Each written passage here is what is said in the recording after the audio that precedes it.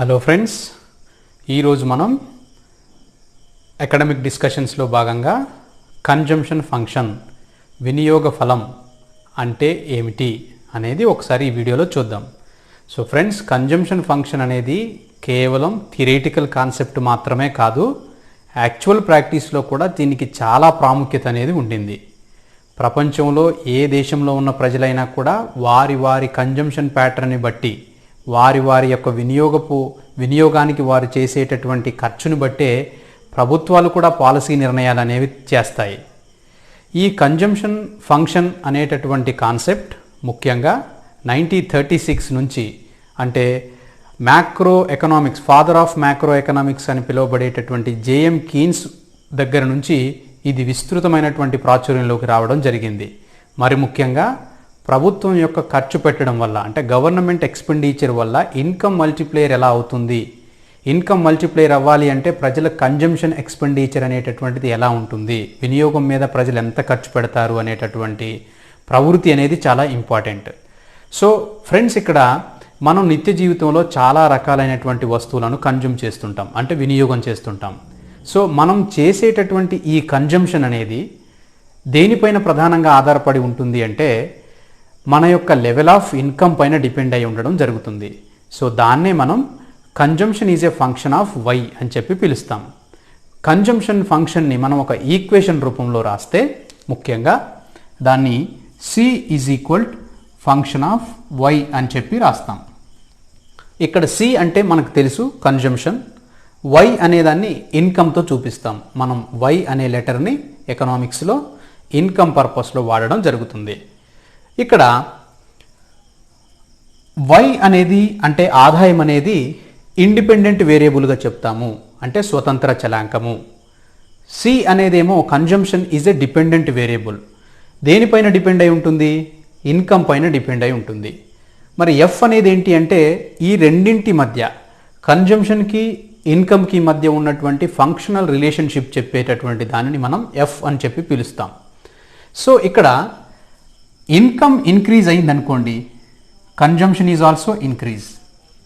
ఒకవేళ ఇన్కమ్ తగ్గితే consumption is also decrease. మరి ఇన్కమ్ ఇంక్రీజ్ అయినప్పుడు ఆదాయం పెరిగితే వినియోగం ఏ మేరకు పెరుగుతుంది అనేది క్వశ్చన్. ఇక్కడ ఆదాయం పెరిగితే వినియోగం ఎంత మేరకు పెరుగుతుంది అనేది ఆయా పర్టికులర్ సమాజాల్లో ఉండేటటువంటి ప్రజల యొక్క కన్జంప్షన్ ప్యాటర్న్ పైన ఆధారపడి ఉంటుంది. దాన్నే మనం ఏమంటాము అంటే ఎంపీసీ అని చెప్పి పిలుస్తాం, అంటే మార్జినల్ ప్రొపెన్సిటీ టు కన్జ్యూమ్ అని చెప్పి పిలుస్తాం. దాన్ని ఉపాంత వినియోగ ప్రవృత్తి అని చెప్పి కూడా పిలుస్తారు.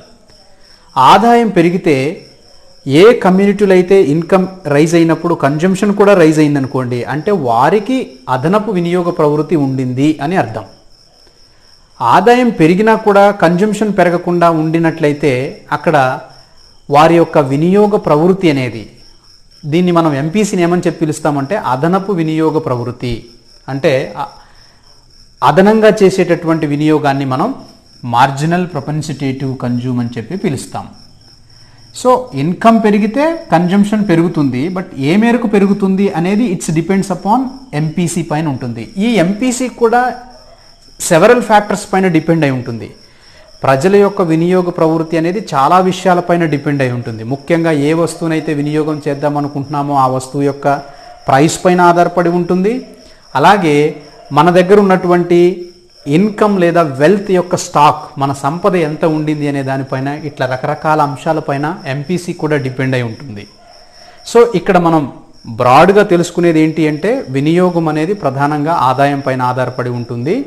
ఆదాయం పెరిగితే వినియోగము పెరుగుతుంది, బట్ ఎంత మేరకు వినియోగం పెరుగుతుంది అనేది ఆయా కమ్యూనిటీస్ లేదా ఆయా సమాజాల్లో ఉండేటటువంటి ప్రజల యొక్క వినియోగ ప్రవృత్తి పైన ఆధారపడి ఉండడం అనేది జరుగుతుంది. సో దీన్నే మనం ఒక పట్టిక రూపంలో గనక పరిశీలిస్తే, ఒక టేబుల్ రూపంలో గనక మనం ఒకసారి పరిశీలిస్తే, ఇక్కడ నేను డిస్పోజబుల్ ఇన్కమ్ అని తీసుకున్నాను, కన్జంప్షన్ తీసుకున్నాను, సేవింగ్స్ తీసుకున్నాను. డిస్పోజబుల్ ఇన్కమ్ అంటే సింపుల్ ఏంటి అంటే మన పర్సనల్ ఇన్కంలో నుంచి ప్రభుత్వానికి మనం ట్యాక్స్లు పే చేస్తాం. మనకు వచ్చిన ఆదాయంలో నుంచి ట్యాక్స్ పే చేయగా మిగిలినటువంటి దాన్ని డిపిఐ అంటాం. అంటే డిస్పోజబుల్ పర్సనల్ ఇన్కమ్. అంటే మనం ఖర్చు పెట్టుకోవడానికి ఉన్నటువంటి ఆదాయాన్ని డిస్పోజబుల్ ఇన్కమ్ అని అంటాం. అది ఇక్కడ 1000 రూపీస్ ఉండింది నా దగ్గర. కన్జంప్షన్ ఏమో 950 రూపాయలు ఖర్చు పెట్టాను, మిగిలిన 50 రూపాయలు పొదుపు చేశాను. 1100కి ఆదాయం పెరిగింది, ఒక 100 రూపాయలు పెరిగింది.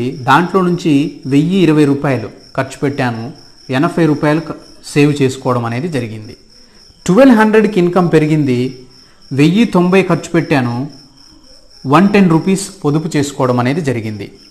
1300కి పెరిగింది, 1160 రూపాయలు ఖర్చు పెట్టాను, 140 రూపీస్ సేవ్ చేసుకున్నాను. 1400కి ఇన్కమ్ పెరిగింది, అంటే 100 రూపీస్ ఇంక్రీజ్ అయింది. ఇక్కడ 1230 రూపీస్ ఎక్స్పెండిచర్ చేశాను, ఖర్చు పెట్టాను, వినియోగం చేశాను, 170 రూపీస్ అనేవి సేవ్ చేసుకున్నాను. 1500 నుంచి 1600కి నా ఇన్కమ్ ఇంక్రీజ్ అయింది. ఇక్కడ 1370 1370 రూపాయలు ఖర్చు పెట్టాను, 230 రూపాయలు ఇక్కడ పొదుపు చేసుకోవడం జరిగింది. ఇక్కడ మనం గమనించాల్సింది ఏంటి అంటే ఇన్కమ్ 1000 రూపీస్ నుంచి 1600కు పెరుగుతూ పోతూ ఉంది. కన్జంప్షన్ కూడా పెరిగింది, 950 రూపాయల నుంచి 1370 వరకు కన్జంప్షన్ కూడా పెరిగింది. బట్ ఇన్కమ్ పెరిగినట్లుగా కన్జంప్షన్ పెరగలేదు.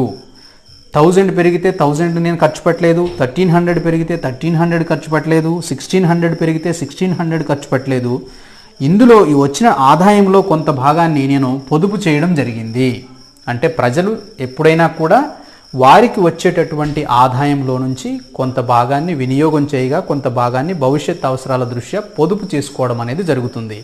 అంటే ఎంత ఆదాయం వస్తే అంత ప్రజలు ఖర్చు పెట్టరు అనేటటువంటిది మనకి ఇక్కడ అర్థమవుతుంది. సో కాబట్టి కన్జంప్షన్ ఫంక్షన్ అనేది ఏం చెప్తుంది అంటే కన్జంప్షన్కి ఇన్కమ్కి మధ్య ఉన్నటువంటి రిలేషన్షిప్ని చెప్తుంది. వినియోగానికి ఆదాయానికి it's consumption function describes A relationship between consumption and income మధ్య ఉన్నటువంటి సంబంధాన్ని ఇది తెలియజేస్తుంది. సో ఫ్రెండ్స్, ఇది ఇవాల్టి వినియోగ ఫలము, కన్జంప్షన్ ఫంక్షన్. ఆదాయం పెరిగితే వినియోగము పెరుగుతుంది, బట్ ఆదాయం పెరిగినంతగా వినియోగం పెరగదు. అందులో కొంత భాగాన్ని పొదుపు చేసుకుంటాము. So thank you for watching.